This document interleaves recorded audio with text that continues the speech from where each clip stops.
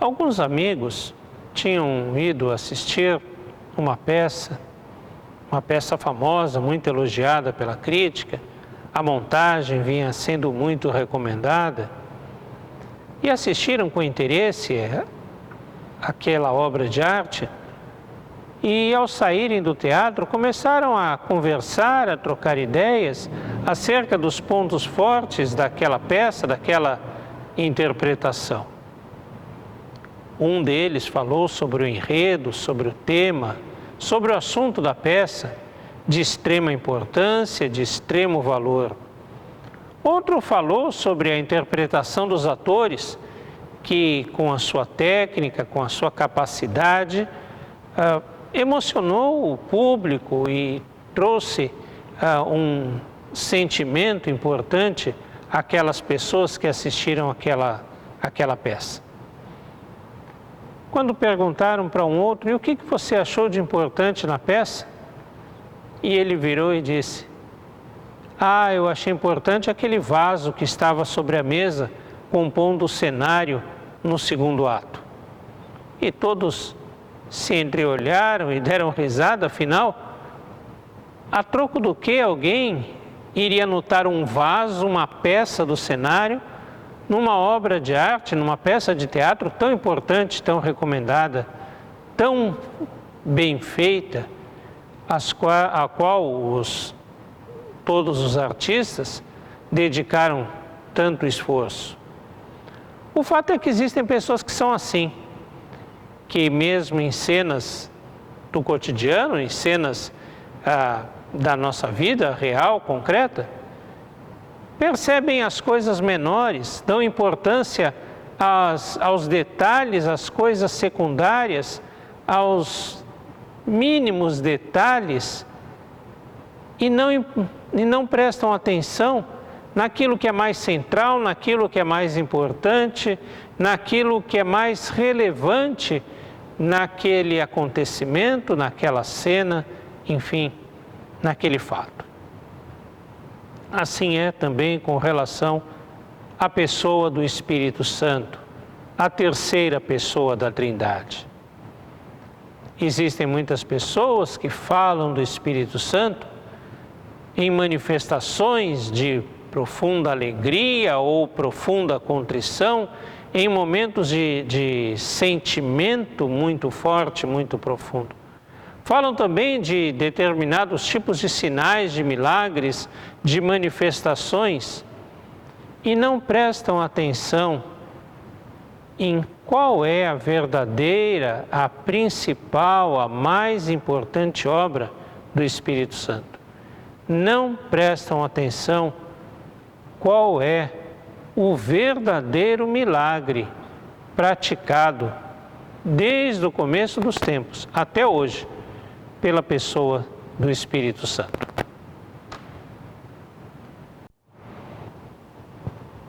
E eu rogarei ao Pai, e Ele vos dará outro Consolador, a fim de que esteja para sempre convosco, o Espírito da verdade, que o mundo não pode receber, porque não o vê nem o conhece. Vós o conheceis, porque Ele habita convosco e estará em vós. João 14, 16 e 17.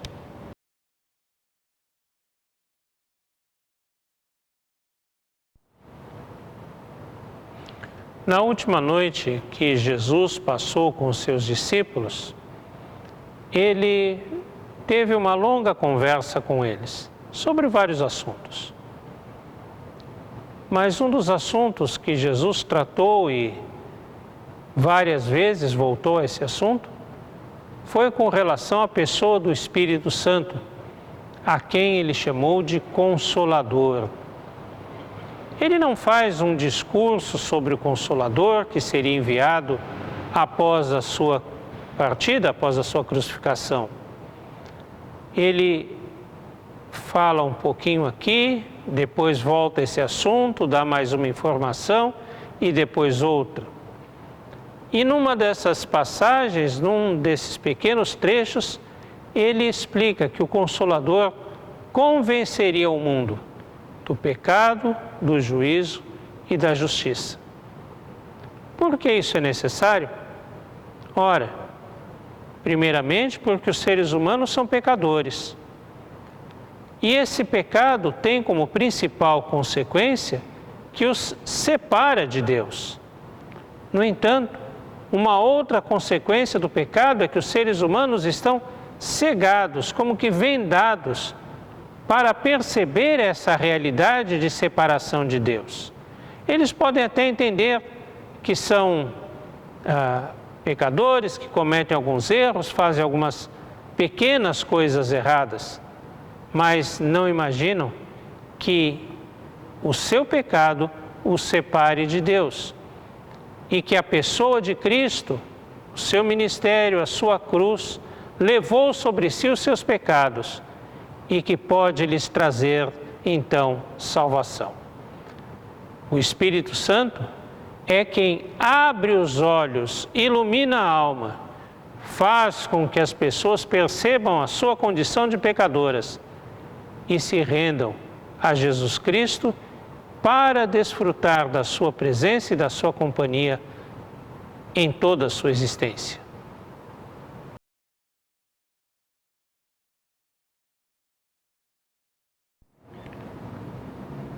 Na Epístola aos Efésios, no capítulo 4, está escrito que o Espírito Santo distribui dons à igreja. Em primeiro lugar, ali está escrito que ele distribui os dons à igreja com uma finalidade, a fim de que a igreja seja edificada, de modo que alcancemos a estatura do Filho de Deus, que sejamos adultos espirituais, não mais como crianças, levadas por todo o vento de doutrina. Assim, os dons do Espírito Santo têm uma finalidade, que é a edificação do corpo de Cristo, a edificação da igreja. Em segundo lugar, precisamos notar quais são os dons que estão ali relacionados. Ali estão relacionados o dom de presidir, de pregar, de administrar, de aconselhar, de ensinar, enfim, aqueles dons, aquelas características, aqueles ministérios que são necessários, importantes para a vida da igreja, a fim de que a igreja possa crescer no conhecimento de Deus e na comunhão com o Pai, com o Filho e com o Espírito Santo. Não estão ali coisas que hoje são chamadas de dons do Espírito Santo e que, na verdade, são totalmente acessórios e que nenhum tipo de proveito traz à vida da igreja. De fato, os dons do Espírito, e o Espírito dá esses dons para a sua igreja, os dons do Espírito são dados para a edificação do corpo de Cristo e segundo os ministérios que são necessários para que a igreja seja edificada. Não para que seja construída a vaidade, a autoglorificação de seres humanos, a exaltação de pessoas sobre outras pessoas, como se elas fossem representantes de Deus sobre a face da terra. De maneira nenhuma. O Espírito Santo edifica a igreja em unidade, em comunhão, em amor, em serviço. E é para isso que os seus dons são distribuídos sobre toda a igreja e não sobre algumas pessoas especificamente.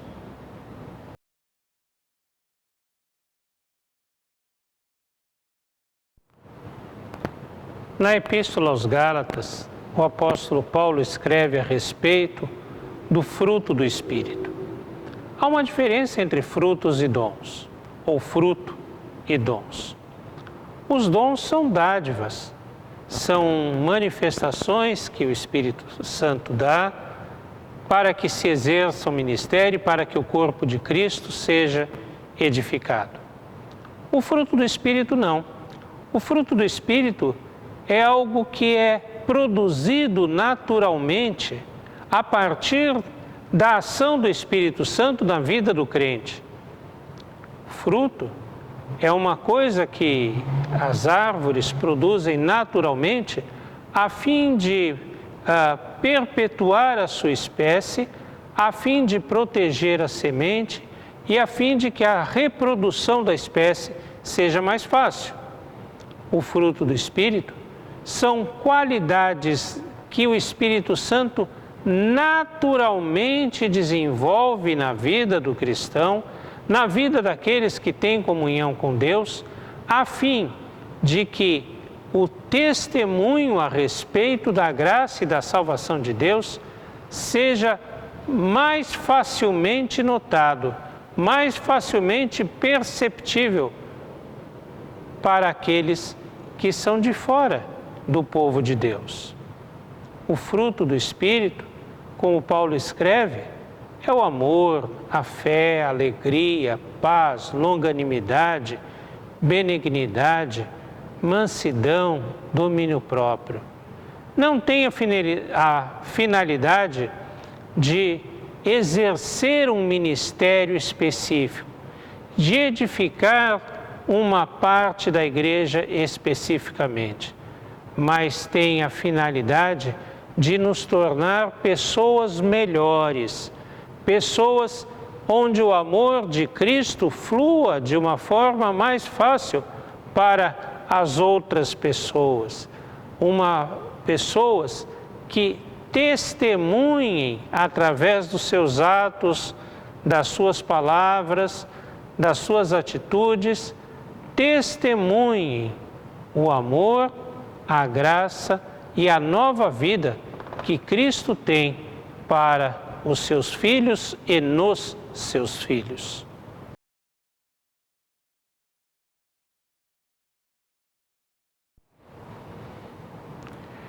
Em todos os trabalhos em que se contar a história da Igreja e a história da teologia no século XX e começo do século XXI, certamente haverá de se destacar que, neste período, a grande discussão na vida do povo de Deus foi a respeito da pessoa do Espírito Santo.